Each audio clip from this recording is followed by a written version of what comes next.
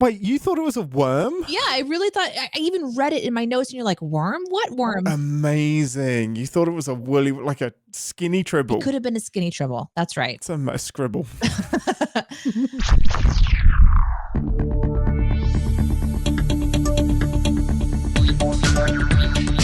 Captain's Pod, Stardate 19/17/35.1.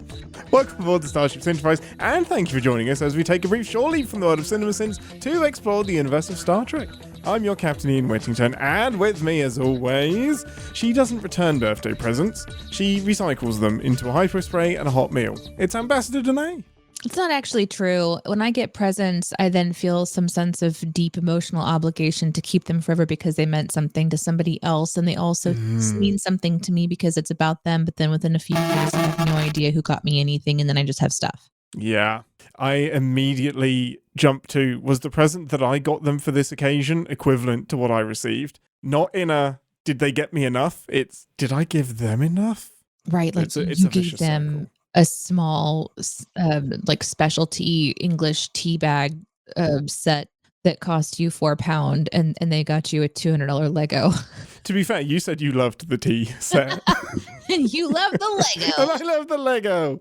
Okay, Ambassador, this week we are finishing up Year of Hell Part 2. How do you feel about that? You enjoyed Part 1? I did. Yes. I am curious. I'm a little nervous because I hope I like it. I always get nervous in a two-parter though, because I want it to be something that I'm enjoying. So yeah, especially when the first part has like set up a lot and it's been really fun. Star Trek has bad form for landing part 2s. Like they give a lot in part 1, and part 2 can often kind of not deliver on the idea as well, and kind of like, did this need to be an hour and a half, or could you have found a way to make this 45 minutes?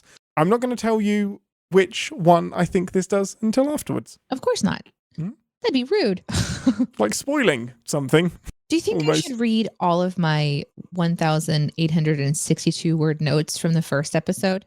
Yeah, we should absolutely do that before we go to the holodeck. But to the listener at home, it might sound like we transition straight to 10 forward, but don't worry, there has not been a mistake. You're such a liar. You're not going to let me read it. Do to beam out.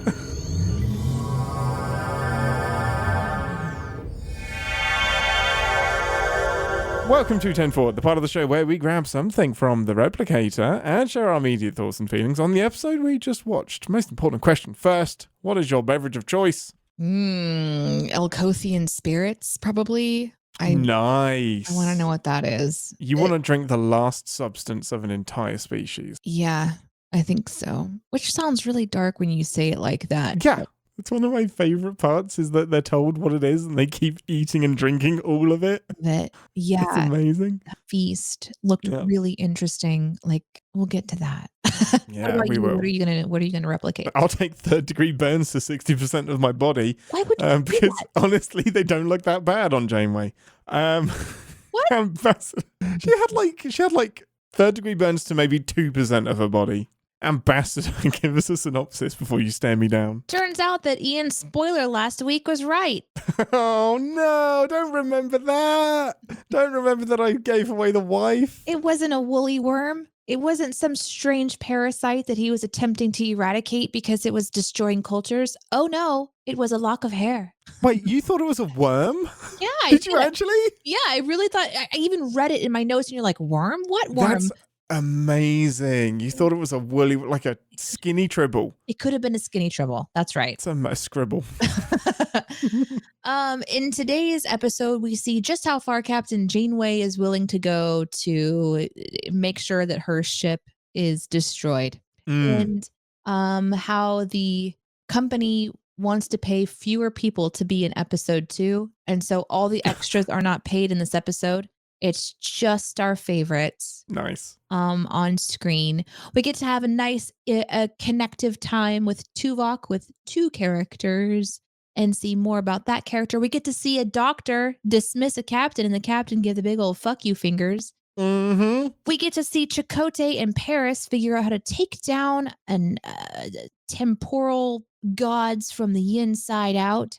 Yes. And then it all doesn't matter in the end because the timeline reset. Hey, it matters. We'll fucking get into it. It matters. It matters. Ambassador, just some overall thoughts and feelings. This is obviously a two-parter, a conclusion to a fun story.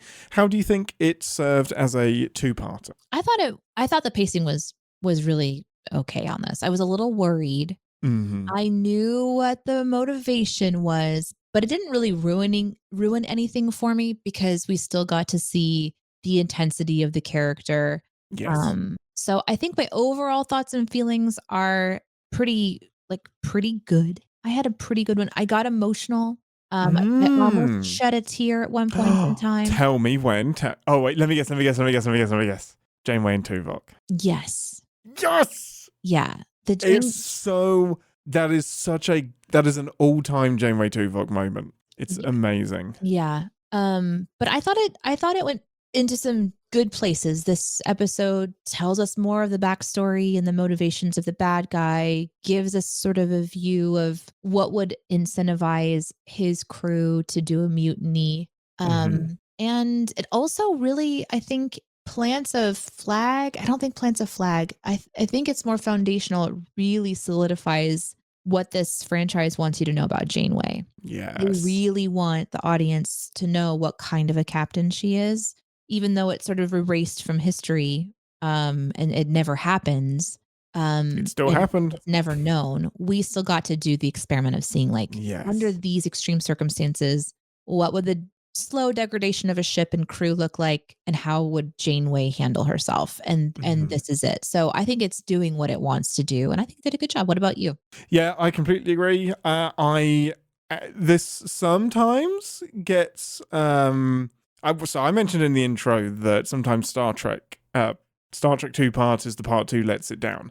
And I when I've looked around on the interwebs, there's such a split. Some people love it, some people hate it. Some people love the ending, some people think it means nothing.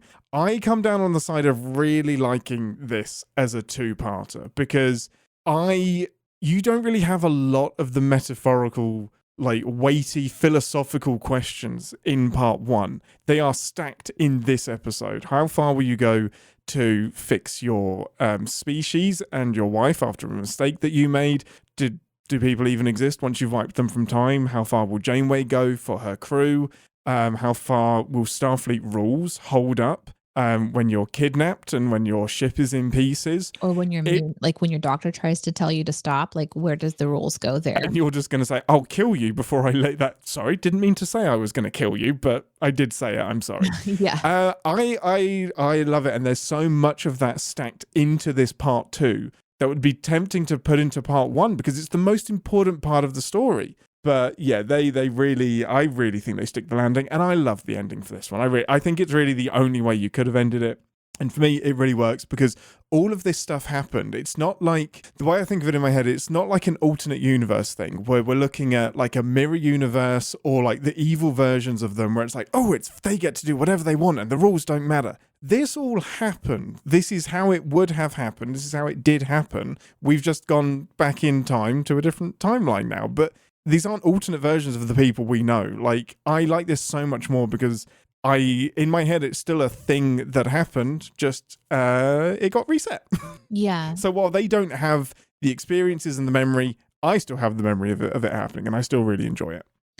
I really feel like the other thing that they needed to do in this episode, I thought they did a really good job of it. I don't know that I liked parts of it as it was happening, but Chakotay becoming this person that was curious about the technology, yes, I think is needed. Because I wonder if they hadn't explored that, if we would be wondering, well, why didn't we try to use that technology to do what we needed to do? And maybe there's a way that we could use the technology. And this episode specifically approaches that and shows even just by changing one little meteor, you're impacting far more than you could ever imagine. And so you've just accidentally removed the evolution of an entire sector because you decided that this meteor didn't need to exist. And so this technology to change these temporal rhythms and, do all of this stuff, I think we might assume in our hands, we can figure it out. In our hands, we could do it right. In our hands, we can use our technology. We have these very strong very intelligent scientists that have been at this for 200 years and they can't figure it out. Just because, quote unquote, we're the good guys of this episode doesn't mean that that power comes, back over to us.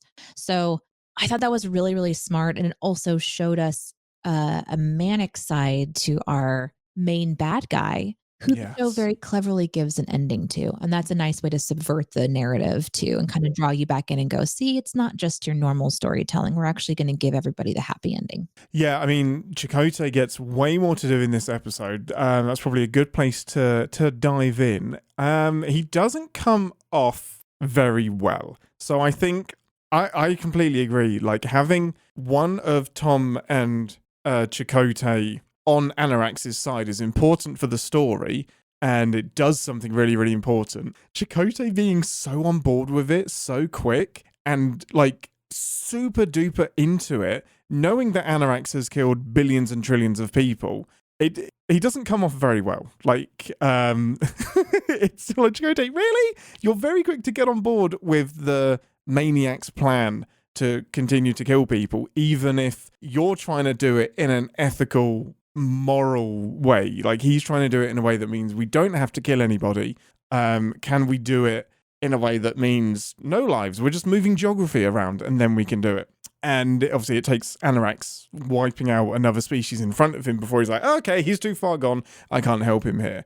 But I think there's I love what would I do differently in these episodes. There's a really like simple thing that I think you could have done is put Tom and Chakotay on that ship for 100 years. Because they're not aging. Time doesn't matter. They're immune to it. Chakotay says, no, Tom's like, we've had us in prison in our quarters for 2 months and interrogating us. Put them in there for like 50 years, 100 years, 150 years. And then I really buy that Chakotay has gone down the path of, no, it doesn't matter. Like, we can fix this. And Tom is along the path of mutiny. Like, I think that has a lot more weight to it. And also, it doesn't matter because it's reset by the end of the episode. They can be in there for as long as you want them to be. I guess if time moved differently inside, but if time is moving the same on the outside as it is on the inside, as far as, a day is a day, for example, then you still would run into the problem of Voyager not being able to limp along long enough to survive to have the ending. Yeah, I guess that's what I'm not super clear on. And I is this 200 years? Okay, they aren't aging over 200 years.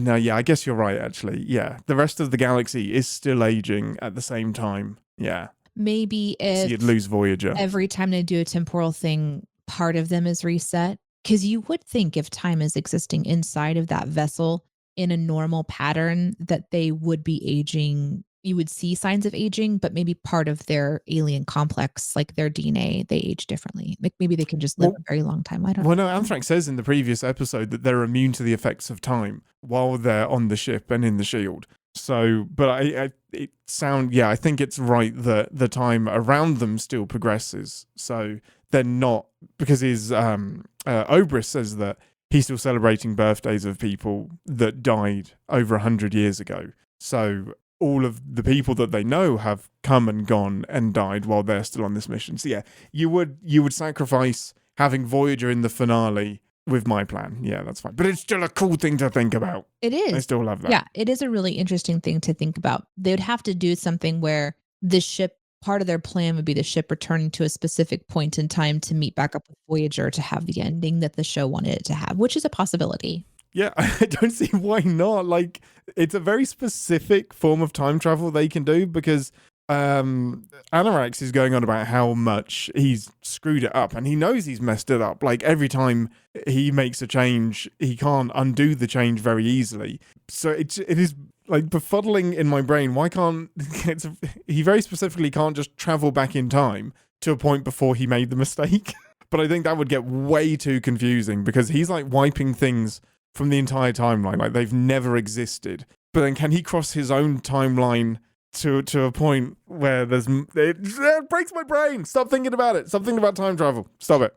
Well, the episode doesn't really explain the limitations because they instead kind of show Anthrax as being this very like calculated, specific, precise, can do anything he wants to at the timeline sort of a person, but then he just inadvertently can't calculate for that one thing he can't expect.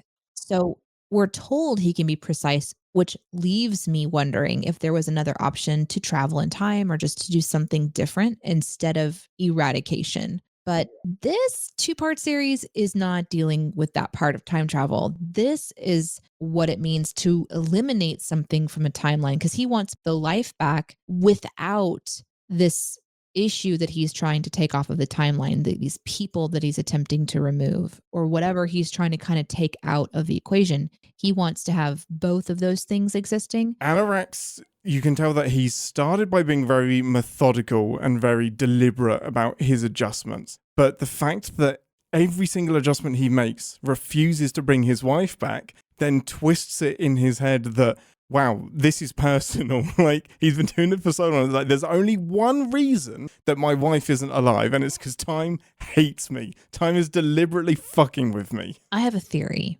Do it. I love it. I don't think that it would have reset unless her hair also was removed from the timeline. Oh. I think that there's symbolism that he had created this sort of container that kept it safe from any time. Like it was, this will exist forever. And it's the last little bit of what is her in existence. Oh no. And when it broke open, it went back into the great ether of time and allowed everything to reset.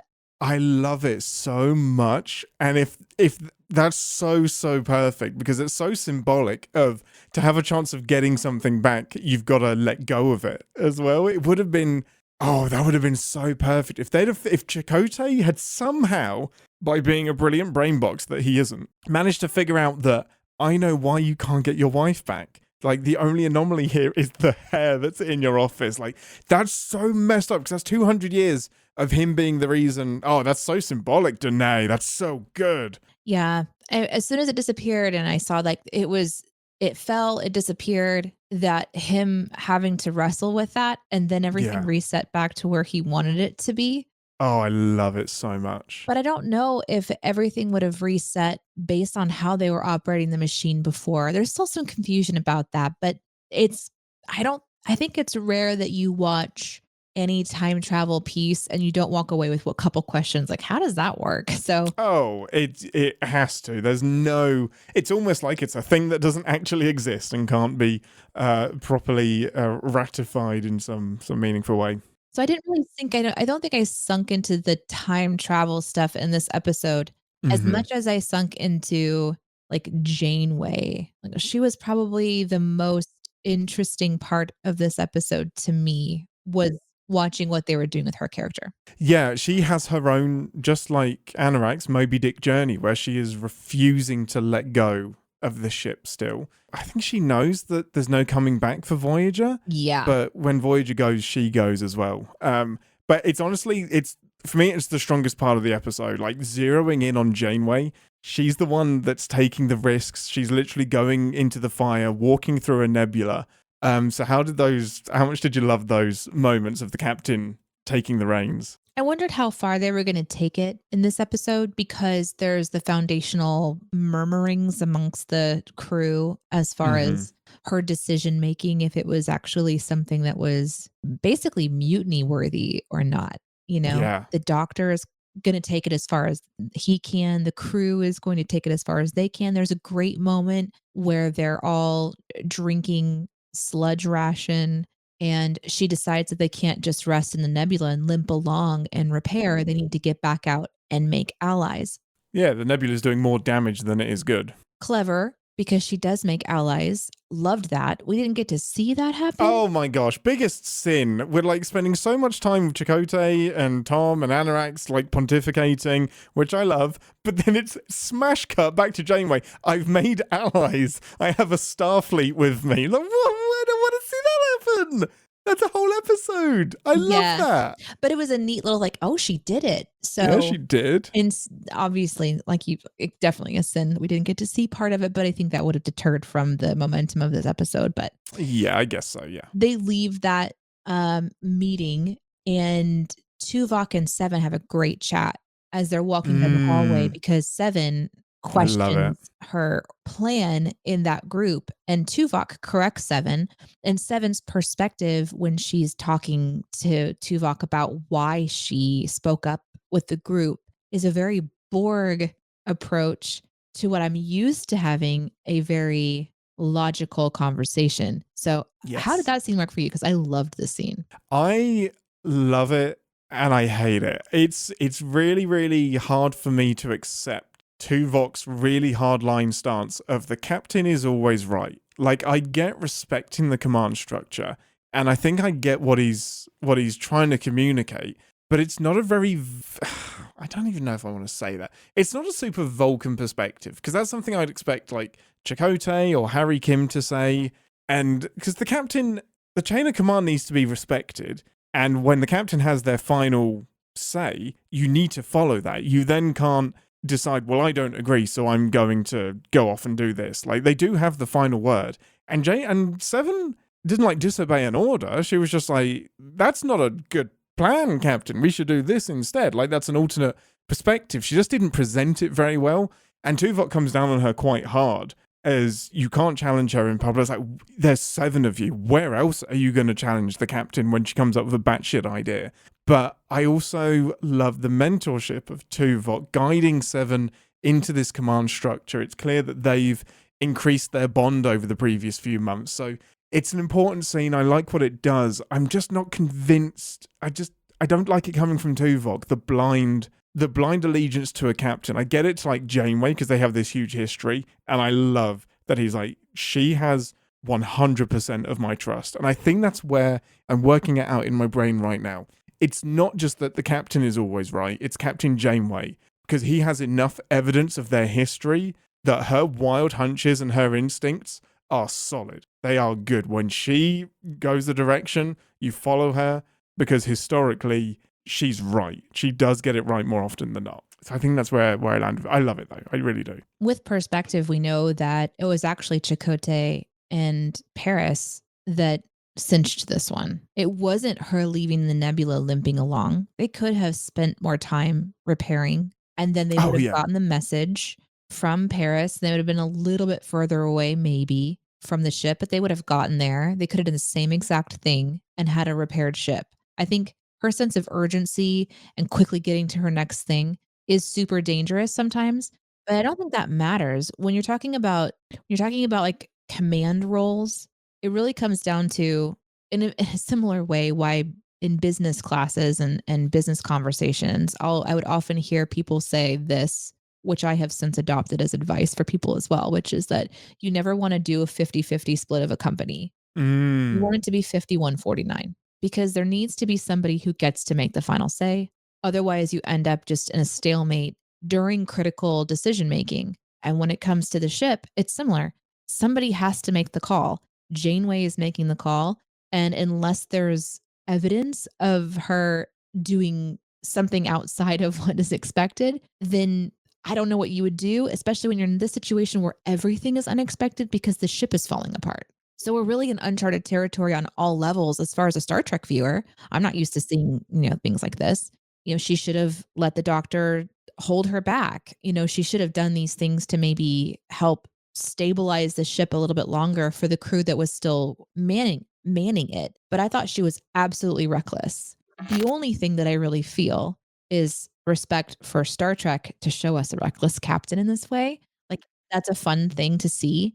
I'm so used to buttoned up Picard. This is like impassioned impulse in a way, but I mean, obviously she has a plan, and for the most part it works, but it leads her to send her crew to other alien species and battle ramming into a space weapon, I one of the my favorite internal kind of arguments I have in my head in this episode is how closely she still clings to being a captain and in Starfleet, but any resemblance of how a command structure works and like what your duty is out of the window. Like, she's completely disregarding the doctor's request to relieve her. It's not even a request, it's an order. You're being relieved. You don't just leave one person on the ship. Like, she's still holding on to something, but it isn't Starfleet anymore. Like, I kind of love seeing those layers get stripped away completely. They're meeting in the mess hall just to have an update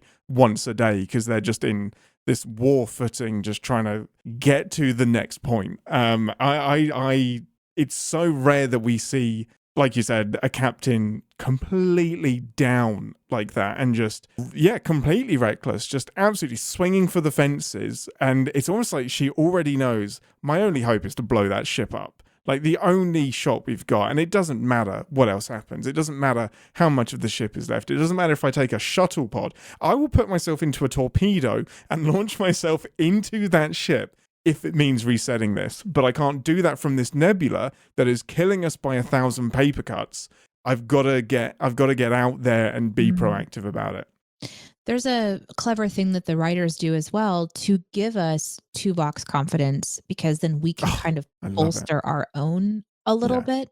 Like, if the crew is all showing confusion, showing fear, but then resolve because they're rallying to do this plan that the captain has, then it gives us a sense of like, okay, we're going to be all right, And then, of course, we've got this juxtaposition of this very capable ship that Chakotay and Paris are on, and this feast that they're having in these this technology. So we're kind of out of the survival mode of it in the second half of this two-parter, because and I think that's needed. Like, we need a little bit of a palate cleanser from being in survival mode the whole time. Like, it's watching Janeway pick up a shield and run into a room on fire to restore the deflector shields was incredible. Like, I love that moment so much. I'm gonna skip ahead and give my sin for that. Like, how do we not have like fire hose? Suits. Like, what? Yes. Fire extinguisher. Yes. Yeah. How is that not on a ship? Just where there everywhere. Are phaser bays where you can just hit the little panel and little phasers pop out. Maybe it's because like the ship usually gets rid of fires itself, that you're so reliant on that you forgot about manual fire extinguishers. But I don't buy it. There should be something like the little deck platings. But yeah, it was that particular episode, that part of the episode was very intense, because I am believing that this captain is going, we're not going to make it unless I do this. This is going to hurt. I'm going to phone ahead and tell the doctor to be ready for whatever happens next. And I'm going to go in and do what needs to get done. And you believe she's going to do that because we saw her with the gas earlier. We believe that because of how we've seen her push through everything for the whole entire, series. But that was a really like intense moment. So I think we need to have the intensity of survival, the confidence of the crew, and then, I don't know. It was all kind of working for me, but it was a very, very intense episode again. I'm not surprised. Yeah. It was an intense series. You have like Chakotay being able to have these philosophical discussions where Janeway, you're right, the juxtaposition of, well, I'm literally fighting fires over here. I don't have time to talk about the morals of switching off the doctor because he's gonna try and relieve me. Like, I'm just in survival mode. I'm sorry, I'm working on reactions here, but I've got to keep going and like breathing through the nebula because there's no second chances. I either deal with this right now, take that my lungs are going to implode, and then just move on to the next thing. And I love the fire moment so much because she is pleading with Voyager. Like, she's just like, please be kind. Like, be kind. And Kate Mulgrew is so fucking good. She's such a good actor. And it is brave, but it's not this reckless bravery. She does not want to do this. She's like, guys, given the option, I really don't want to run into this fire. But she's so methodical about it. And she's like, okay, if I'm going to do it, right, I've got the shield. Voyager, sign of the Starfleet Cross, be kind to me. Doctor, look, I'm coming in hot with burns. Like, just be ready for it. And she just puts as many things into place. So there's a bit of me that disagrees, even with the doctor's diagnosis that she's being reckless, because she was so methodical. It was like, if I'm going to do this, I pray to my deity of choice, which is my ship. I get a shield, and I prep the doctor for what's next. That wasn't, I'm running in to fix this problem, be down with the consequences. Yes. Like, she calculated. Yes. Okay, either all the ship goes or I do this. So I can't. I get what the doctor was going for, but I wanted almost a little bit more clap back from Janeway of like, no, that was logical. That was the only choice in that moment. I think the intensity of all these situations with Janeway is why the Tuvok hug, to circle back to that, Oh, really hit me hard. The music is working for me, the mm-hmm. goodbye is working for me, but it was when she hugs him, there's this moment, talk about her good acting. There's this moment when you can kind of see that she lets the wall down and she lets herself feel what it means to say goodbye to this person, to anybody, to face what's next, all of the things you can assume that she would be thinking about. And you can see it just stuns her. And then she's just stumbling to collect herself to not fall apart. And I was like, wow, that really struck me in that moment because she showed her humanity in the stupidity of wanting to stay on Voyager because it's an inanimate object she loves. And that I agree with Tuvok. Just leave the ship. But Leave the ship. so she's showing her humanity in those kind of weird things that we can do sometimes. But I think she also knows that they need her ship in the fight more than like, I kind of wish she would have said, yes, it's dumb to think about this ship as home and have given us life and have memories here that I don't want to die. But also, I still have 6 torpedoes. So I'm going to use those. Right. Like, I am a hunk of metal. I am a target. I am multiple. I'm adding to the amount of targets that we have. Like, there is some logic to staying behind, but I also love the respect that Tuvok has for her. yes. I was like, okay, I don't agree with you, but I respect it. Live long and prosper. And oh man, I feel their friendship as much as I feel Data and Geordie's, Spock and Kirk. It's such a beautiful relationship. I love it so freaking much. Yeah. And I don't have a lot of history with Voyager, but Yeah. that particular moment of them, and he just like, he's like a stone statue. And then you just see his hands just a Oh little my bit, God. just Oh, a little bit come up. returning the hug. And I think that's when she kind of realizes that he's emoting, he's going to the next level. And it was right then that I was thinking about Vulcans. So Yes. I'm Okay. I'm used to seeing a human Vulcan. So Yes. I feel like Spock would stand still because he's really leaning into his Vulcan nature, but he Yeah. might be very aware of that desire, also the human part to just like connect. But because of what he's attempting to hold on to, he's not going to emote like that. Yeah. Whereas I think Tuvok is fully Vulcan. Am I right?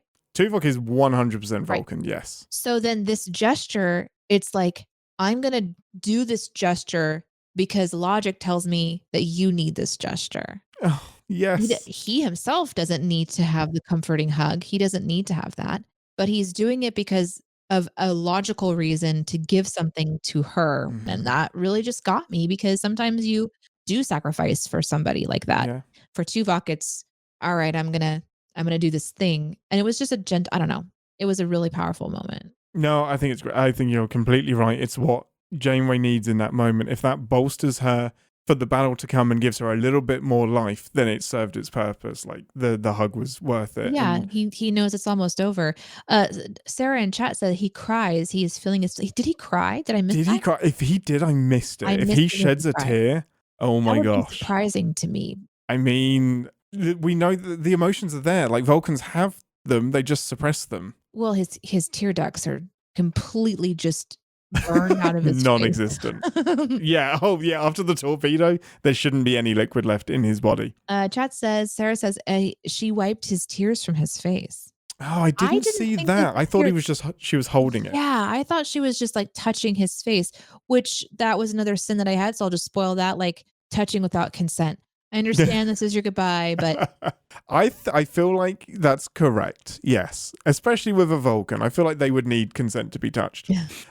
Just one last thought on the humanity of Janeway. Like I really love and always think about the watch moment as well when they're going to Chakotay's quarters after they're doing their like assessment of how fucked the ship is, which is a lot, by the way. 37 EPS conduits need repairing.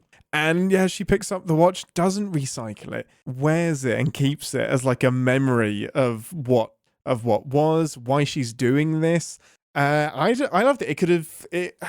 It was a great callback to part 1 and how Chakotay disobeyed an order to recycle it and kept it and made that choice for her, and it hit her. She doesn't get mad. it just hits her right in the field. Yeah, I don't have a lot of experience with their relationship to kind of go off of. So, like for me, I read that moment as her looking at this going, this was just a few months ago, but it feels like a lifetime ago. Yeah. And it's potentially like coming across something in your house that you forgot you have. And instead of just moving beyond it quickly, you stop and you think about where you were when you got it. And there's a flood of potential like feelings and memories. You're reminded who you were in that moment. That's how collections work for me, which is why I have so much stuff. But stopping and thinking about it, like there's a clock right here for me. It's something I picked up at a thrift store. I know the city that I was in. I know who I was with. I know who I was visiting, and I know why I picked it up. I think it's a unique and interesting thing. It's an old alarm clock. It's the kind where it has like the little thing that the hammer that goes back and forth between the two Oh, bells when it goes yeah. off. I Nice. think it's interesting. So I'm watching that going, oh, she's reminded of who she was and what was going on in that time. And then, yes, to wear it as a badge of who she wants to be and her inspiration. I like how she talked to Neelix too. She says, "How does it look?" She's not, and he said, "Handsome," I think. So Yeah, I thought that handsome. was just a nice little exchange between all of them. That worked for me too. Yeah. It's a little light moment in a very, very, like, everything on Voyager is really, really heavy, but it is sprinkled with these light moments, like the Neelix making the drink for them. And it's too much just like, it is interesting. Harry's like, I love it. He does not. It's him just like, it is offensive. Yeah, it's so It's great. so great. I think Her line delivery is amazing. when I reflect on all the different characters of this episode, they're all working for me. Even the person, I can't remember his name, but we're going to call him Orbit's Gum, the second commander to the bad guy. Obrist for everyone else. Yeah. I believe his arc because we saw, and I think I even called it that there was going to be like some inner turmoil that would lead to the downfall of this time ship. I believe why. I believe these people are done with the trying. They're ready to finish. They're ready to no longer watch these sequences of events, kind of happen. And so the degradation of the ship, the falling apart of the plan, how it's all kind of coming together in the end, the buildup worked for me. How did you feel? I know you've seen this many times, but how did it feel for you to have like Paris and the message? He and Chakotay are kind of butting heads, and then you've got like Orbit Scum coming in with Anthrax Guy, and like how is all that hitting for you? I think it's really deliberately plotted out, and I don't think there's much wasted time or space. Like, there aren't a lot of like new characters that you're really introduced to. There's only really Anarax and Obrist, and they're the two important characters that you need. The setup in episode 1, that 98% time adjustment that they do is so crucial and so good, because you are all of the way there. Like, your wife was a casualty of war. Sorry, my dude. Sucks. 98% restoration of the timeline. After 200 years of doing it, and then to throw it away and to start cheering for a 50% restitution in this episode. Like, I always think back to that. Like, that's the moment that Obrist snapped. I half expect him to like go to the wall, reach a phaser, and shoot Anarax dead. It's like 98%. Are you kidding me? So I just think it's a really, really tight script. And yes, you could say that it's very, very convenient that Tom is getting so much information from Obrist. Like, he's getting shield modulations, communications. We don't have any of those conversations, but I'm kind of okay not seeing that. They have their little game of alien chess together. They bond a little bit, but we have a lot of arguing between Chakotay and Anarax, and that's the really entertaining and philosophical, intellectual stuff that I was enjoying. I don't need to see Tom begging Obrist to come over to his side. Right, we've had that conversation 1,000 times. Yes. What we haven't had is the temporal mechanics stuff with Anarax. So I think it's really deliberately, each scene is very, very deliberately thought out and executed well. And I think this works as a great two-parter. There's also a similar theme between the both of the ships where order of who's in charge is in question, because you've got Paris and Chakotay who technically have their order and rank, and they're at odds. You've got the temporal ship struggling with when their captain has gone too far, and a clear example of when he has gone too far. Then you've got Janeway on her own journey of what is too far, and everyone is trying to figure out, like, when everything is going perfectly fine, the order that previously was makes sense. But when you have anything happen, the order is supposed to provide a sense of structure through the chaos and through the Yeah. confusion and through the event. When that chaos becomes a destruction of the ship itself, becomes a year-long survival nightmare, when does the command break down? Like, when does that happen? This episode says it doesn't happen on one ship, and it does on the other. So because the ship is part of what it's saying, that Voyager stayed true to their captain and was successful, and the temporal ship did not stay true to their captain, and so they failed. And because if they had stayed true to the captain, they would have wiped out their enemies, and we would only be seeing Chakotay in Paris in a brand new episode of Voyager every week, and no one would tune in. And nobody would know. No, literally nobody would watch that show.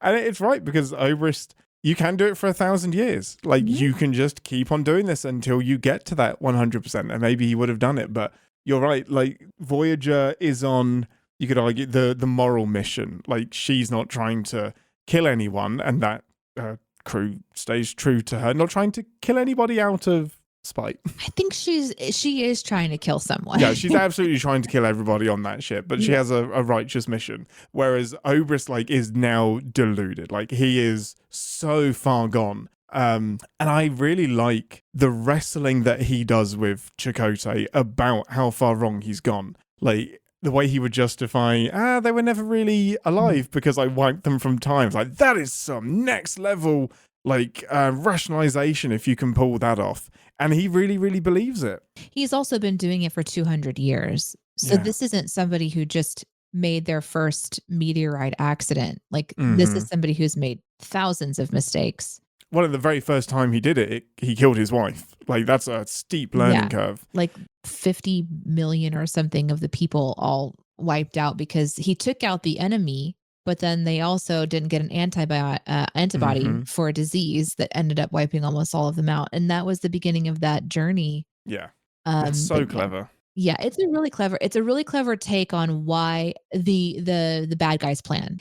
And a unique approach as well, trying to just put things back exactly how you had it, with the only change being the bad guys can't exist because we want to overcome them, and I want these things. So putting temporal Humpty Dumpty back together. But I mean, like I said, I buy this villain's plan. I buy how he got to where he is. And it's all completely self-imposed. It's not like they killed my family and that's why I'm going to erase them. He killed his family and he's trying to fix that. He killed everybody. He killed all of them. And I really, really love the buffet scene, because we see so many of these dinner table setups where they get fed and they pontificate over food. But this one is so meaningful because he's gathered all of the food from the people that he's extinguished and killed. And I don't get a sense that it's guilt or remorse, but he's also not justifying it. He's just like, I feel the weight of it. And I love that. And this is Kurtwood Smith just being an incredible actor. He is just saying, I recognize their loss. I acknowledge it. I carry it with me. But I wasn't getting like, do you know how guilty I feel? Do you know how it feels to do this? Like, no, it's the burden of being temporal God. Like, that's what he's communicating, but he still does it. Like, he's still going to keep doing it until it works. Yeah, that was the scene where it's more about understanding that the ship isn't just a weapon. It's not just this incredible technology. He calls it the Museum of Lost History. Yes. That it's so good. Cultures, species, all of them are represented in this table where now when the show ends, it has reset back to before he has completed his calculations to even attack. And I think the implication is that that particular morning he kept working and maybe came across the solution, but instead he chose to go out with his wife that was kind of in my imagination what I thought they were trying to kind of imply. But yeah, I really struggle with that's the actual ending that I struggle with, is the flashback. I guess it has to be a flashback to him designing the weapon. And what this is where, like, I love time travel so much, but my brain wants answers for everything, because what if if that's reset the timeline, it all happens again? That was my question as well, which is why I thought it was implying that he chose to spend time with his wife, because he was regretting not having spent more time with her. Yeah, exactly. So, but why? Why is that? Like, did that always happen? And he just goes back to his office and finishes it?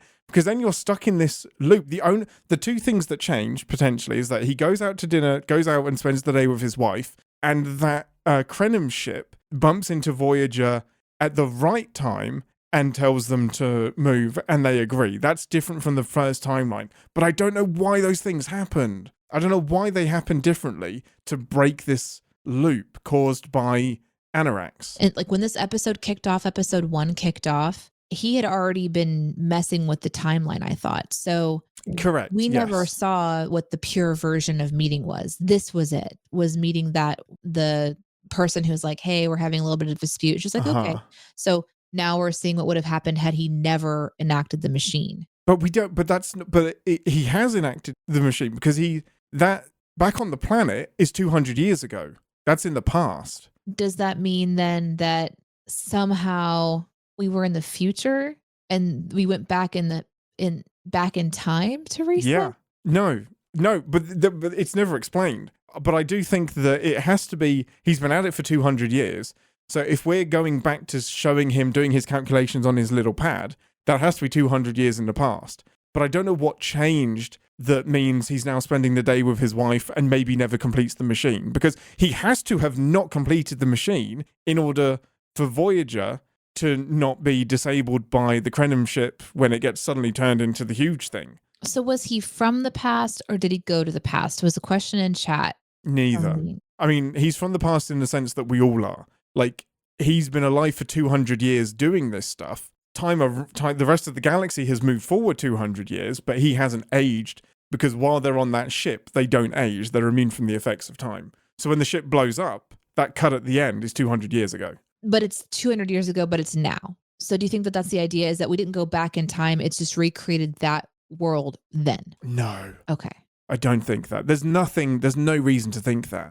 There's reason to believe that he doesn't create the ship, but we don't know why he doesn't create the ship, other than maybe it is just that, and I think this is what it probably has to be, on a whim. Time can be affected by the whim of a moment. And that day is the day that he catches inspiration. You know what? This makes sense, because when he says to Chakotay that I had an inspiration last night, if we destroy this species, and that leads to the 50% restoration of the timeline, and Chakotay gets mad, maybe in that moment he was going to follow a line of inspiration that created the time ship, but in this timeline he decides to spend the day with his wife and he never gets that inspiration. So that actually would be supporting the idea that time is fucking with him and decided, this time you're spending the day with your wife and you're not going to create the time ship. I feel like that's what it's saying, that on a whim the entire timeline could have changed.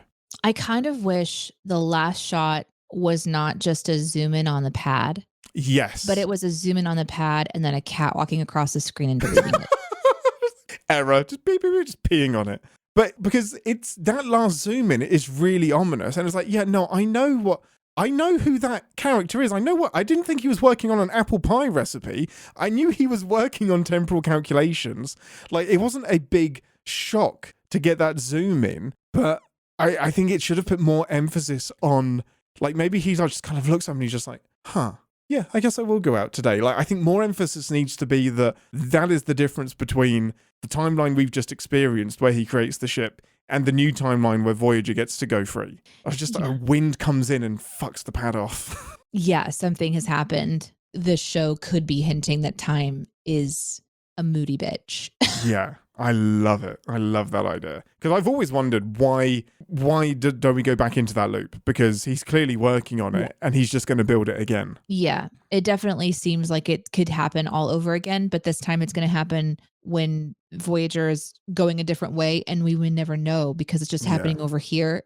And someone's being timey-wimey. Mm-hmm. And because it's so far away, we're just not impacted by it. Oh, I've got sins about that. I'll get into that. I have a couple of final thoughts. You've recently watched Generations with me, the first TNG movie. Oh, she's not gonna. Life forms. I mean, I know that scene because that was a terrible scene to so remind much. you. So this is Soren and the energy web that goes through space, and he's destroying suns. Yes. To get back to the Nexus. Yes. I've only just realized on this watch through that this is so similar to Generations, because you have somebody that is destroying entire planets to alter the course of this thing so that he can get back to his family in the Nexus. Like, I wanted to mention the similarities between Year of Hell and Generations really stood out to me this time. Yeah, I didn't think about that in particular, but I'm sure it would be a motivation for many people to try to relive some of their best times.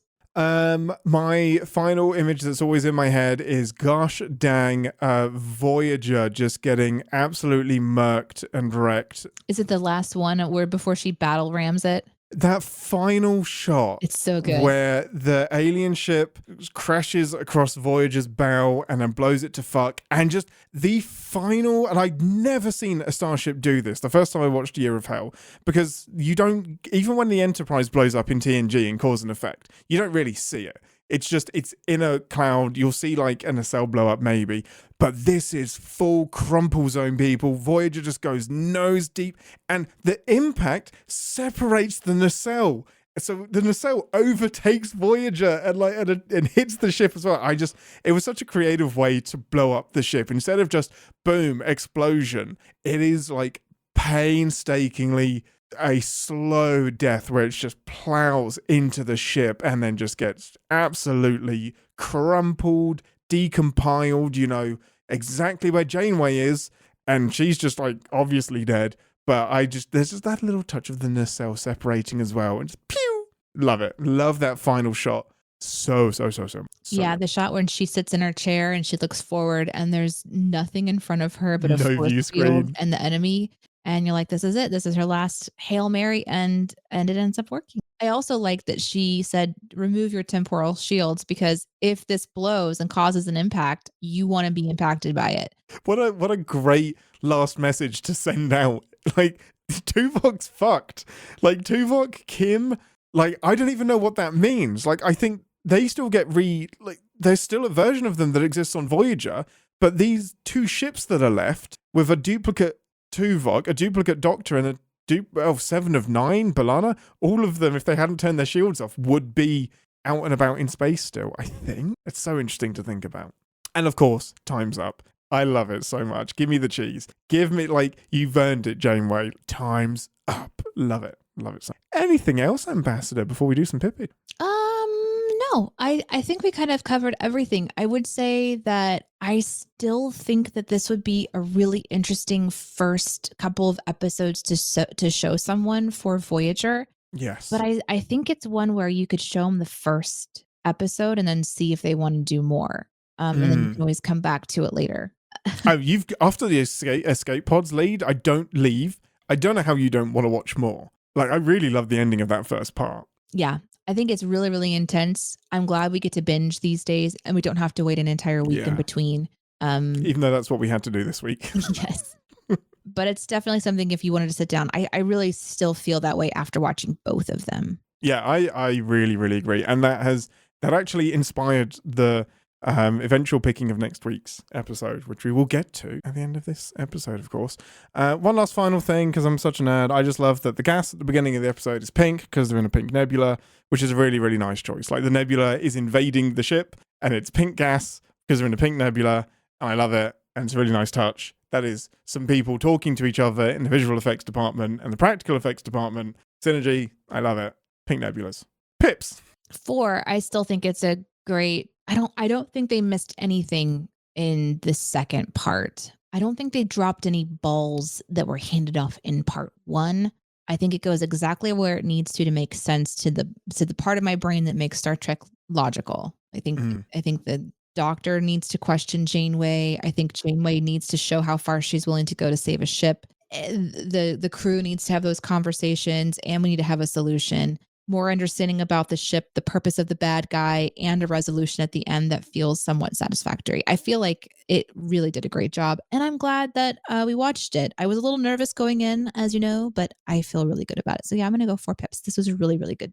Yeah, I think this one actually picks up the balls that were thrown, mixing metaphors all over the place, by the first episode, and actually introduces some of its own balls as well. Like I said at the top of the show, really getting philosophical with everything, diving into the deep, deep questions, which typically get kind of dealt with a lot in the first part, so that you can have lots of action in the second part.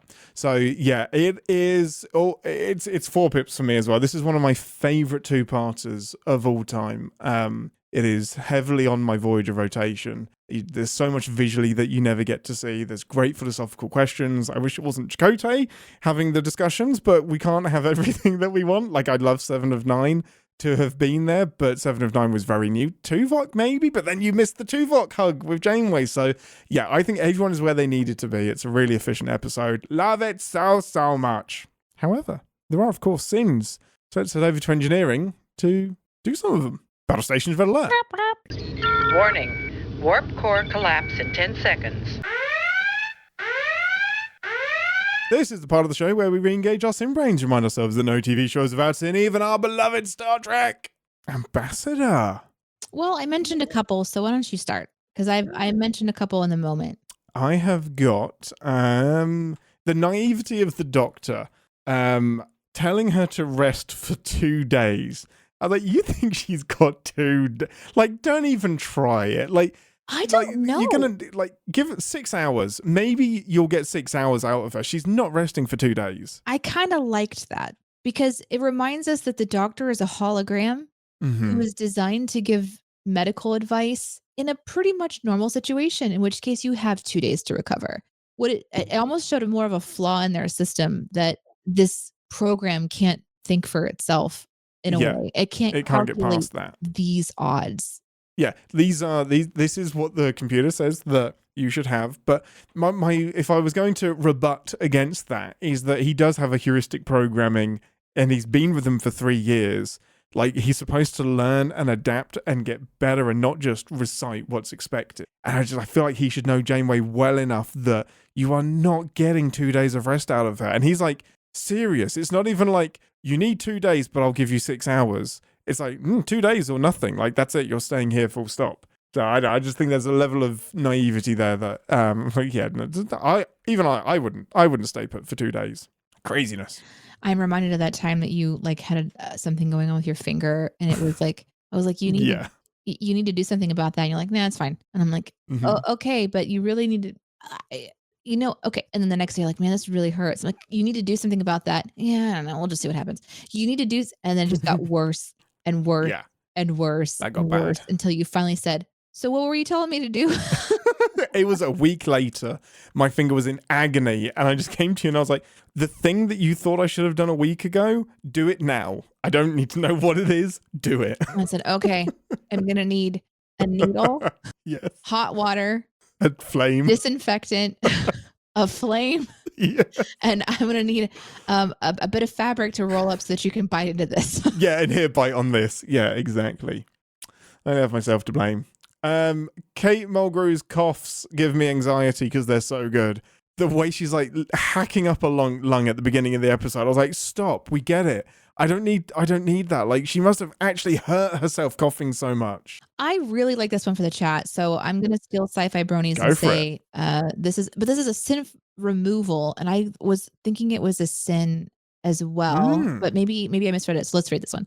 The cosmic coincidence of Janeway saying, inject me with trioxine. That should help me breathe a little easier. After we just covered Amok Time, where McCoy supposedly injected Kirk with a triox compound to help him breathe a little bit easier.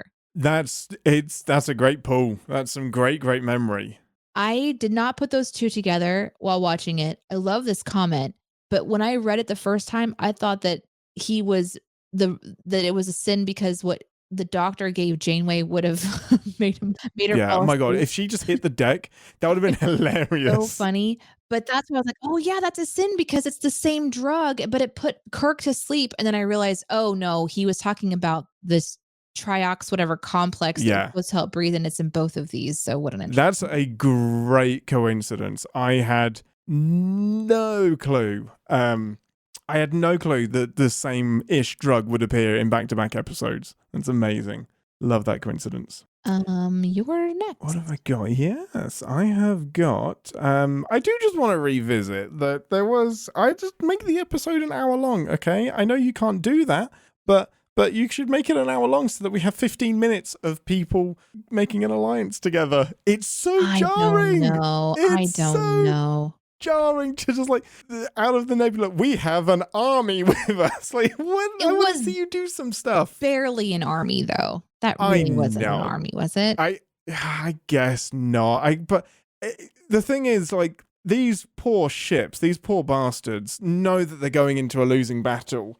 So I don't know how they agreed. I don't know how they agreed to being part of this fight. Like, there's 4 ships. You're not going to do it. So maybe they're the last of their species, but I don't understand how that's possible either. But yeah, that's. I want to see more of that. I want to see Janeway build some alliances, but I also want this episode to be an hour and a half long. So there you go. There you go. I want to talk about the comet. The comet that Chakotay happened to delete. Was going to delete. There's a lot of comets out there, people. There's a lot of space junk. There's a lot of things. It is insane to me that Chakotay picked the one comet that pollinated basically half the Delta Quadrant. 8,000 species is a lot. That is a lot of species. And that's got to be across a large region of space because we know habits aren't that inhabitable. So it is crazy that this one comet, like, he stumbled upon like the astronomical discovery of the millennia. Like, this one comet pollinated everything. Send off for Kate Mulgrew showing us how desperate and stressed Janeway gets through each time jump. Oh, I love it. I love that. And by time jump, you mean just forwarding in the next few days? Yeah, day 200. Yeah. Day 300, whatever. Yeah, more and more haggard. Okay, this is one for my nerds out there. The Anorax has been manipulating time and doing stuff for 200 years. Why hasn't the Department for Temporal Affairs poked its nose in? Why aren't there time travelers from the future, which we know exist, intervening, interested, stealing his time ship?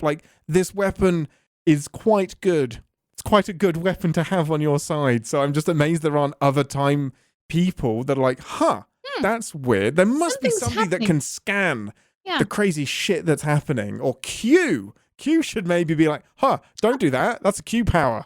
Yeah. Stop it. It's pretty amazing. Here's a sin from Sarah. Mr. Anthrax says, I will kill everyone. And Chakotay says, oh my God, I can fix him. I love that so much.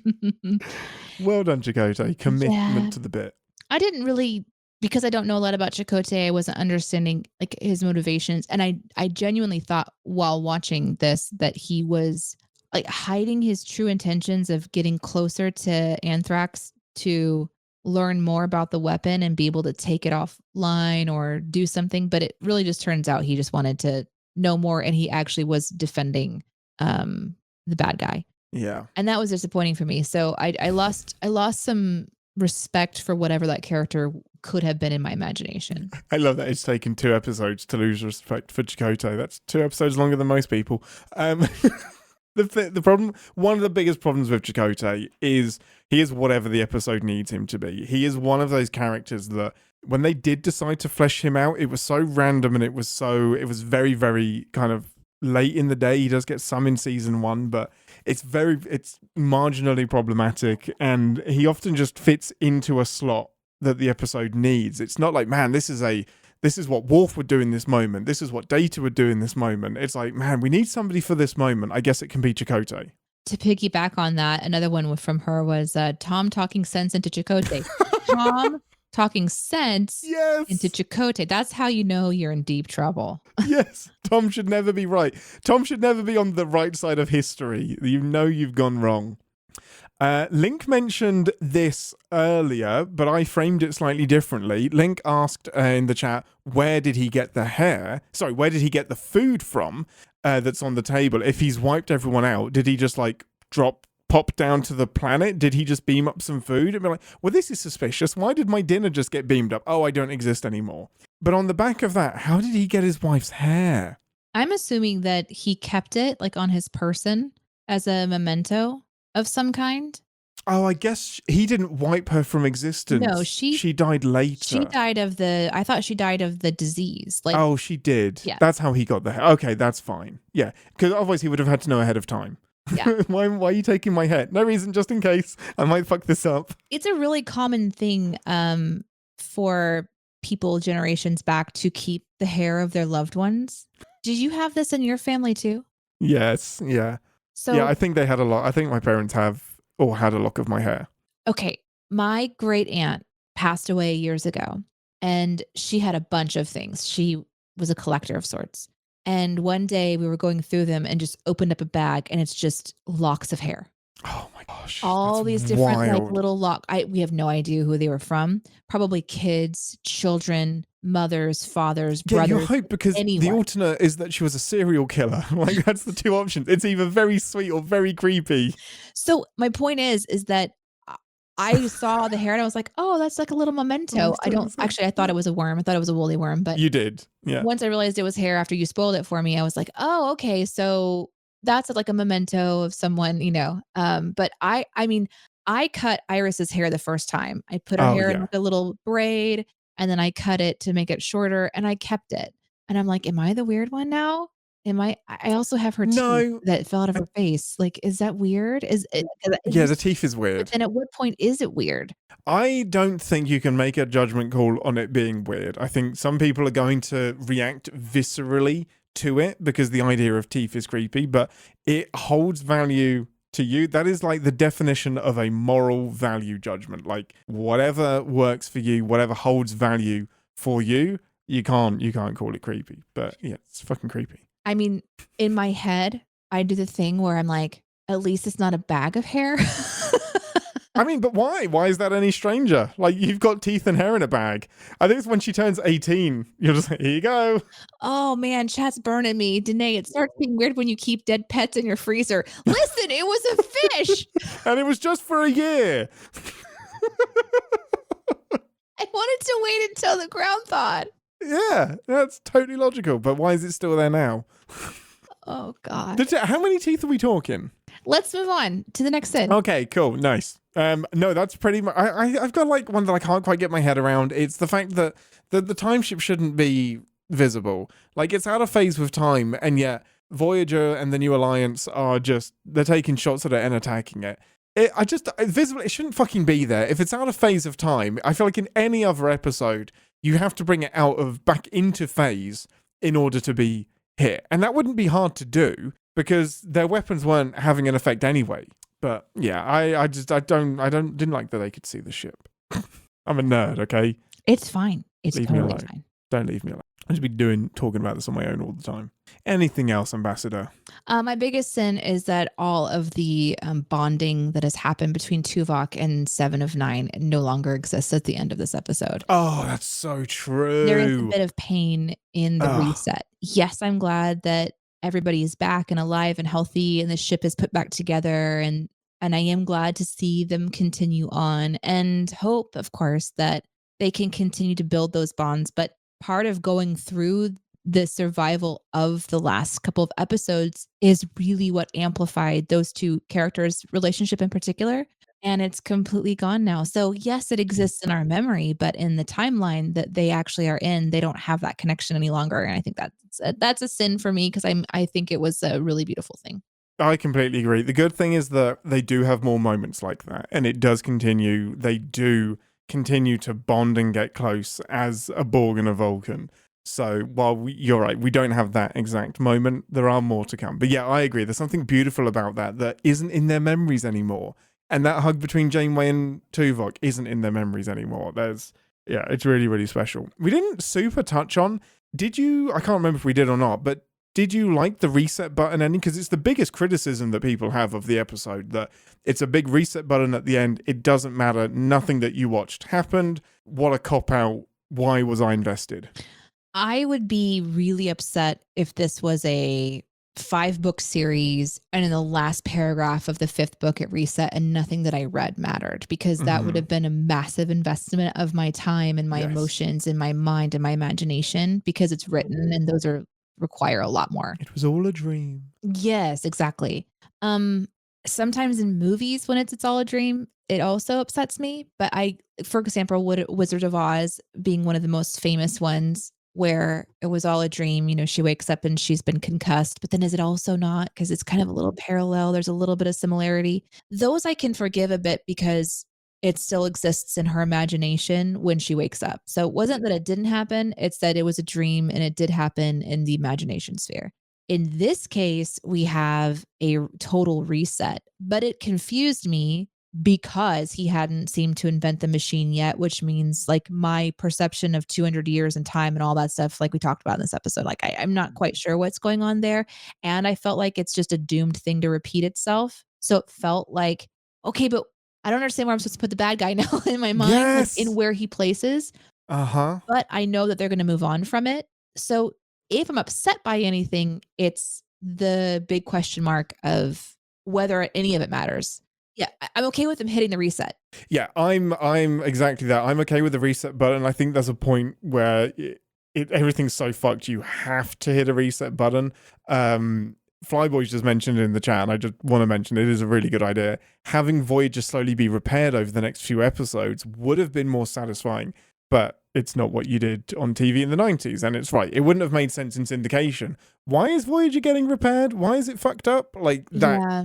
That was too much at the time. But I think for me, this is like a novella. This is a short story inside of Star Trek. So I'm really happy it exists, and I'm fine with a reset button, because this was an opportunity to break so much, to break Starfleet, break Captain Janeway, break Tuvok, break the ship, break time, do so much with it, knowing that you can reset it at the end. And for me, it really doesn't devalue anything. When I was younger, it did. It really, really annoyed me, because I was like, I want to see them repair this, because I didn't really have the appreciation for like the bigger picture.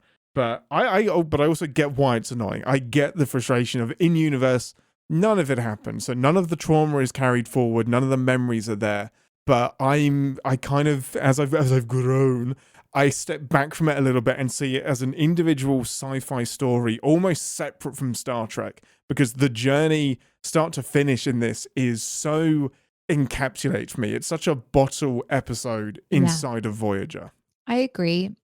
And I think it's okay sometimes to end a couple of episodes or even one episode with an unsettling end. It's kind of like when it zooms in on the pad at the end, I kind of can't stop thinking about that. What were they trying to tell us? What was the last message? That this guy is still going to develop this weapon. He's still going to wipe out an entire civilization of people. He's still going to lose his wife. All of this happens again. It's just that this time Voyager narrowly misses it, because for some reason the conversation she had with that guy at the border was delivered to her in that exact moment, and it didn't trigger her, no, I'm going to do what I want feeling. Instead, like, because she just was like, okay, we'll go around, which was different. So just these little nuances that changed their trajectory. But if she had decided to go back through, I think we might still find ourselves in that, but having already had the weapon developed. So I don't know where we are in time, and I'm confused about that. It had. Yeah. At the you mean at the beginning of episode 1? Yeah. Yeah, the weapon has been in use, and he's been using it for 200 years. Yeah. So yeah, it is a thing, but it clearly, so it could still be out there, but maybe he invents it one day later, which means because the big problem that Voyager hits is that the tiny little ship that attacks them is aggressive, and she's got that other person on. No, so she leaves, meets up with the Andy Warhols. I can't remember the name of the walls or whatever, and then continues to push through. But yeah, that's it. But on this encounter, the Krenim ship doesn't open fire and is very polite. So maybe something Anarax has done this time round didn't change that person's temperament, caught him on a better day. Like, I feel like Anarax is still out there, but the changes he's made are different for some reason, because he had that extra day with his wife. But I mean, it's like great episodes. It ends with a great conversation, but I do want to know what the intent was of the writer. Like, what in your head did that mean? Zooming in on the pad, what's changed? Why did Voyager get away with it this time? Is Anorak still out there doing his thing? Because the writer's the only one that knows. We're kind of caught up in it, but if that is from that moment forward, that's this little region has just been resetting. So it's really just like 200 years ago is when things started to reset in that sector.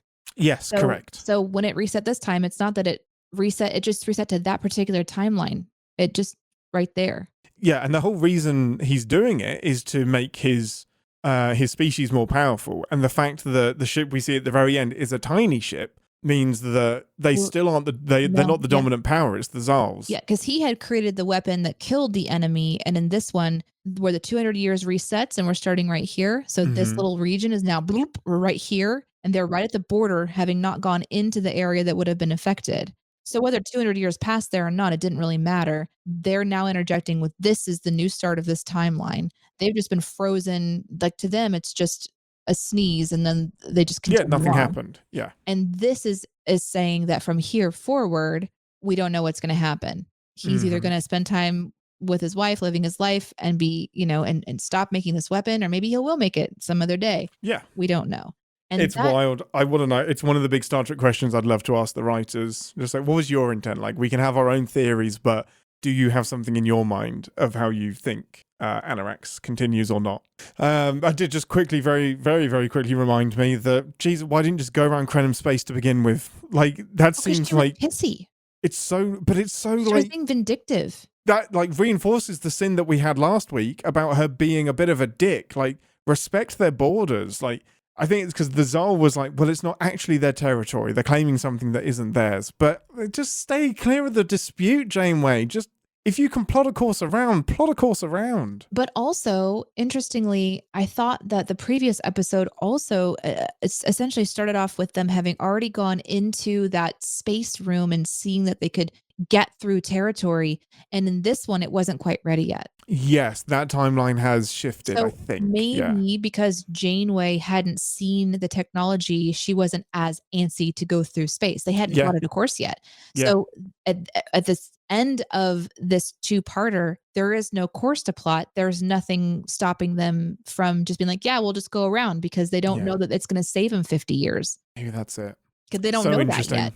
And all of that is in 60 seconds. All of that happens so quickly. It's a lot to take in. And I don't quite understand why that would have been delayed. But I guess according to this theory is that time, being some sort of entity that gets to decide these things, said, I'm going to set you here and I'm going to set you guys here, and we're going to see what happens this time. And that's just what we have to accept for this episode. I think it's a really interesting thing to think about. Does it work for me? Yes. Do I like having answers? Yes, I do. I like to know. I don't like cliffhangers at the end of material, because I want to know what the ending is. Usually that's kind of like more of my preference. But yeah, as I get older, I also like to read between the lines as well and go, that was just a good story. Like I can't deny that this was a good story, and it was good to see the characters, and also if someone watches this and at the end they're like, okay, so now I know what Voyager is like, but that never happened. That might be also more of a reason for them to watch other material too. Who knows? Yeah, I get it. Yep. I'm so happy you love this episode. It warms my heart because I love it so much. So of course it makes me happy when it connects with you. I love it even more on this watch. This is the first time I've really gone in sin brain and analyzed it. I think it holds up. I think it could come out today. If Strange New Worlds did this, it could come out today and be an incredible two-parter with no changes at all. Yeah, I love it so much. If it was a Strange New Worlds situation, you'd have a very similar theme coming, where you would have Pike, who has hand-selected his number one, who trusts him no matter what. Yes. And he would do whatever he needed to do, and the crew would be like, okay, I mean, it's not what I would do, and they would respect his decisions. There is something really interesting about having Janeway as a woman be just as respected in her captain decisions as Pike would. Absolutely. So I would still like to see it, though. I would love to see another Star Trek show do the brave thing and fucking destroy their set, because that was fun. It's the sign of a great episode that I want to see the TNG version. I want to see the Deep Space Nine version. I want to see the TOS version. I want to see every iteration of this happen with a different crew and how they would handle it. It's kind How of would Picard handle this? Right. It's kind of like whenever they introduce a really interesting villain like Q. Okay, I want to see how this crew interacts with Q. I want to see how this one, like meeting that chaos, but meeting the chaos of surviving a ship falling apart. I've just never seen that before, and that was a lot of fun.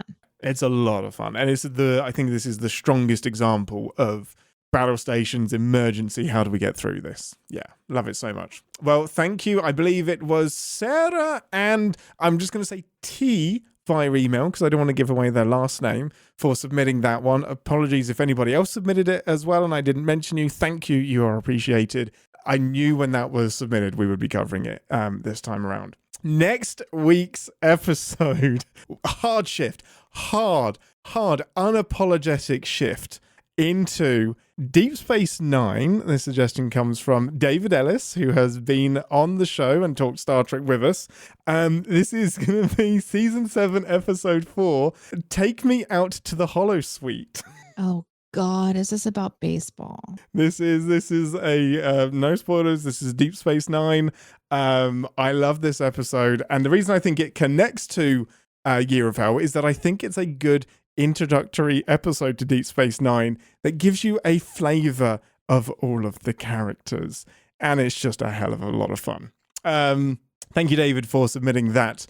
Hey, if you want to, there's still time to submit your fan favorite Star Trek as well. Send it to captainspod@cinemasins.com. Send it to the Captain's Pod channel on the CinemaSins Discord, discord.gg/CinemaSins.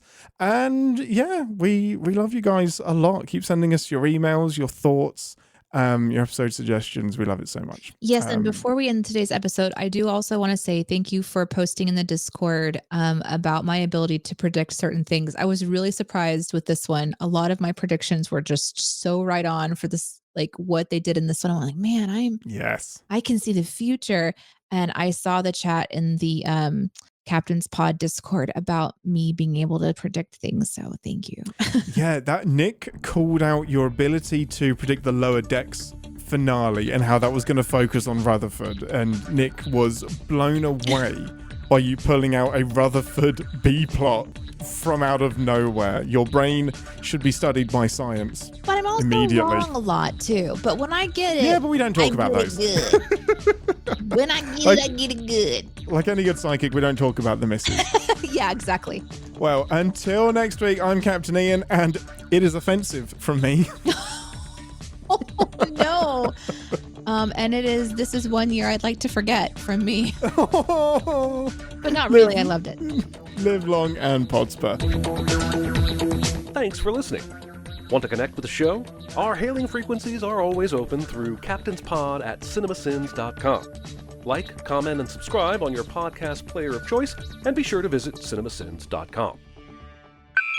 Yes, Link, I have an animal story to share with you. Yeah, you do. This one actually impacts Ian as well because Ian does here. So we go to leave, and Iris opens the door to go out into the garage, and she says, "Uh-oh, Kitty did it again." And I was like, okay. I open the door. Of course, this is now the next dead bird. So I am sorry that they're all dead bird stories, but this one was particularly horrific. I'm hoping that this is the last dead bird story that I need to share for some time because, to be honest with you, this is the worst one. Okay, so what happened? This is disgusting. Yeah, it's bad. Actually, Ian, why don't you describe what you saw? So, Iris said what Deneé said she said, and then closed the door. And then Deneé opened the door and looked and went, "Oh no," closed the door. And then I opened the door and said, "It's the circle of life."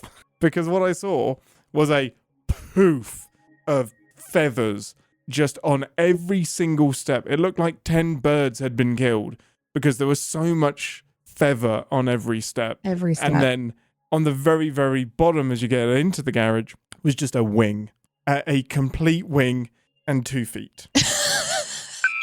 Imagine a cartoon where a bird lands on a wire and for some reason the body is electrocuted and completely disintegrates, but all that's left is the 2 little legs. It was rough. It was a huge amount of feathers. I've never seen so many feathers. It genuinely seems that the cat just started to like pull them out and just fling them everywhere because there were so many. Again, well, had it in its mouth and was just like shaking it vigorously. It was crazy. Yes. The part that I found to be the most horrific is that as I'm cleaning it up with the broom that I need to disinfect, now that I think of it. Yeah. And I'm trying to sweep the feathers down each step and they're clinging onto the step. Makes it very difficult. I'm noticing probably a tablespoon amount of just birdseed. Yes. And it's on every step. So the cat, first of all, we never found the body, the head. It was either buried under more feathers. We just missed it. Or eaten. But there's birdseed. So when the cat got to the center of the lollipop that he licked, the center of the Tootsie Roll Tootsie Pop, and ripped that sucker open, out came the birdseed that it had just eaten. And it was not even a little bit. It was a lot of it. It was loads of seed, and it was like completely undigested. The bird had clearly had breakfast and then been murdered immediately afterwards. Iris was extremely casual about it. Like, not fazed, not annoyed, not upset. In fact, she was defensive on behalf of the cat. When we were like, man, Thunderstorm, what are you doing? She's like, no, he is bringing us food. He is trying to feed his family. He did. She was all into the story of it. It's amazing. Like, she is actively justifying the cat murder. What did she nicknamed him Murder Mittens. Yes. Well, that comes from Jen coming over. Jen says, how are you, Murder Mittens? Because that is him. We've fully embraced the stealing of the neighbor's cat. 100%. He lives here. Yeah. Yeah. He has a routine. It's the whole thing. And teaching children to steal. Yeah, I can see that. But I also taught her how to talk to the neighbor about what was going on and invite her in. I'll never forget when she comes over and had been probably an additional 3 to 4 months of she had left on vacation, had given me all the cat food, and I was the sole cat's provider while she was on vacation for I want to say a week and a half to 2 weeks, something like that. She never came back over to collect the food or to call and say, hey, I'm ready to take back over responsibility. There was nothing, complete silence. So I'm like, hey, why don't you come over and see how the cat's doing? And she comes over into the house and she sees the routine that I have with the cat. And she sees where he eats and all of the wonderful items that and she's taking pictures of everything to share with her kids. She's like, look at share with her lawyer. Life. I need to get this cat back from this crazy woman that is actively stealing him from me. Oh my God. You made banana bread and it was time to eat the banana bread. Go on. Tell everyone. So he said, Iris, can you come and get some plates so we can serve the banana bread? So she gets 2 plates, one for me, one for her, gets the banana bread. And I'm like, well, what are we going to eat it with? And she's like, oh, okay. Gets cutlery for everyone and gets a fork for me and her. And you're just in the kitchen just like, when do I exist? She also wants to make sure that you sit beside her. There's no other seat. No, there's only 2 seats. I exist in some weird space in like an interdimensional pocket sort of situation where like I'm not really a human person. I'm not an individual. No. I am an archetypal being that is responsible for the maintenance of her comforts and what keeps her alive. I'm not a human yet. That'll come later when she sees me as a person, I hope. As somebody to rail against, yes. Yeah, it's gonna be an interesting ride. Oh boy. Okay, one last yawn. That's not true. You're gonna be yawning the entire. Did you have coffee today? Oh, I haven't had a single coffee today. That's the problem. First time in a long time I have not had a coffee. And look what's happened. You need your addiction. This is why addiction is important. Wait. Welcome to 10 Forward, the part of the show where what? I was just didn't know if that was a genuine feedback noise then, but it sounded very good. Read it now. We've got time. Read them now and I'll put them in the outtakes. Okay, so I'll go through as fast as I possibly can on just like whatever my eye reads is what I'll do. Crystal Blaster hits City, Black Gloves, Harry map over things, Borg ingenuity, technology, Zal, resistance quota is low, firing on Voyager, but no threat. Day 4, submit to Krenim Imperium, all hands battle station weapon charge, the weaponing, floating hair wormy thing. Main bad guy with the worm is the Zol homeworld.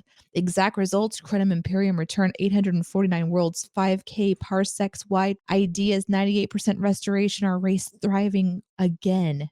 What worm? The colony at Kiana Prime was restored as well. No. In this timeline, the Imperium doesn't extend that far. Day 32, they blow up the the whole ship. Script. Got him. Section 1053 on deck. 5 are gone. Casualties. 12 wounded. Critical. Triage and is a mess. 2 crew killed in a breach. Deck by deck. Full damage report of survey teams. She tries everything and walks about, and he's blunt. That strategy is failing, and there's no ship left to protect. Get more information. Maybe we don't have a choice.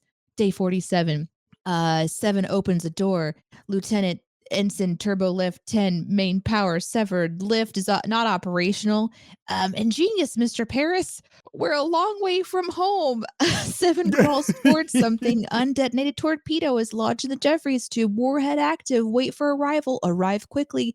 B'Elanna Paris says internal bleeding has stopped. Day 65, power grid attack. Happy birthday, May 20th. She doesn't want to keep it. Tuvok shares. Sin, is the show not going to reveal how they survived that blast? Risking further injury. Tell me about the inspiration. Intruder alert. Paris is struggling at the helm. Online. Hit shields down. No damage. Hail them. Krenim vessels. Captain of Voyager. You may have noticed we have a defense now. Stand down. No reply. Going through space with it, like it or not. She sits down. Exhausted. Krenim sensors reading erratic unknown sources. 20 light years from position. Shockwaves in space-time. Can't operate. Brace for impact. Pass. Transfer all of the astrometric lab and 7 meets him there and get it online. The Krenim Imperium vanished and find out why. Day 70. Different configuration. Reduced to a few planets and a few vessels. See if you can track it to its origin. 20 light years away. Gurner homeworld 3 weeks ago. Past no longer populated. What? Shockwave, they vanished. Erased from history. State your intentions. I know max transfer for analysis. Engage warp 7. Day 73. Pods. That's amazing. That's the entire episode. I could picture it in my head as it was happening. Yeah, honestly, like every single scene, but I've seen that episode so many times. But it's also amazing to me that you get any cohesive thoughts out when we record this show, if those are your notes. Because that's so much. I told you that I was going to rapid read. Yeah, but how do you pick out what you want to talk about when there's so much there? So when they're talking, I'm typing as they talk. That's amazing. And that's one of the ways that I kind of keep up with my typing skills as well. It's like a little challenge. I try to write down as much as they're possibly saying, but then I don't look at my notes the entire show. Yes. Sarah, I thought this was one of yours.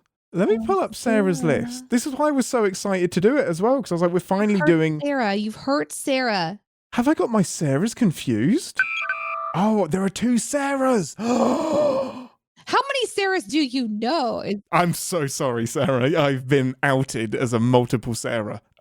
Who is this other Sarah? Uh-oh. Triggered. Oh, boy. Okay, Sarah, I found your email now. And I had it saved in the same place, but the other Sarah was higher up. I'm sorry. No, because they sent it more recently. I'm sorry. And I got... You know what? Should I just kick him off the show? No, but because that Sarah that emailed me also had TOS options on it. So I was like, oh, this has got to be TOS Sarah. She was higher up. Oh, no. Sarah, I'm so sorry. Wow. The fact that you're doing it to her face right now. Such bravery. So sorry. So sorry. I hope the other Sarah is listening to this in the outtakes. And it's just like, yeah, you got my episode. The animated series has some good writing, but shit animation. It's very dated, low budget animation. Yeah, there's some pretty shots in it, but it's like, it's 70s, like it's old. And it wasn't like Hanna-Barbera levels. Oh, so it's TOS, but drawn. Yeah, this would be season 4 of TOS, which is what they wanted. After the original series started doing really, really well, they were like, hey, do you want to come back and do an animated series because it'll be cheaper? And it's all the same voice cast, same people. Oh, this reminds me of Scooby-Doo. Yeah, same. It'll be the same kind of time period. I kind of love that. We'll do an episode. We're going to do an episode of TAS. Those are the comments here. I've had a pint of Guinness, a loaf of soda bread, and a big bowl of Irish stew. Nothing to do with the episode, but it's St. Patrick's Day. During production, Kate Mulgrew hosted SPD lunches on set. I did not know. Oh, that's so cool. It is St. Patrick's Day. And I did not send my child where she is today with anything green. So if the tradition continues, do you have this tradition? Like what, St. dressing Patrick's up Day, in green? You get pinched if you're not wearing green. Oh no, that's horrible. It was horrible because if you ever forgot or your parents didn't remind you or whatever and you weren't wearing green, people would pinch you all day long. That didn't happen to you? No, that didn't happen. You would have pinch punch first of the month, and that was the first of every single month. And you had to say no returns or else you could get punched back. I do just want to quickly bring up Sean's point. No fair should have had Up the Long Ladder today, which is a very Irish episode of Star Trek. However, there is no way Up the Long Ladder appears in anybody's list of favorite episodes. And if it's in your favorite list of episodes, shame on you, but email me. We're not doing Fairhaven either. Oh my gosh, Sean. That's amazing. That's another very Irish episode. Although I would do Fairhaven before I did Up the Long. Nah, I would do Up the Long Ladder before I did Fairhaven. That's amazing. Moopsy versus Anorax. I think it's going to be Anorax because he would just delete Moopsy from existence. Yeah, it would be about timing. Like if he has enough time to delete Moops, like the answer to that would be, what's a Moopsy? Because he's already deleted them. That's exactly right. Bum, bum, bum, bum, bum, bum.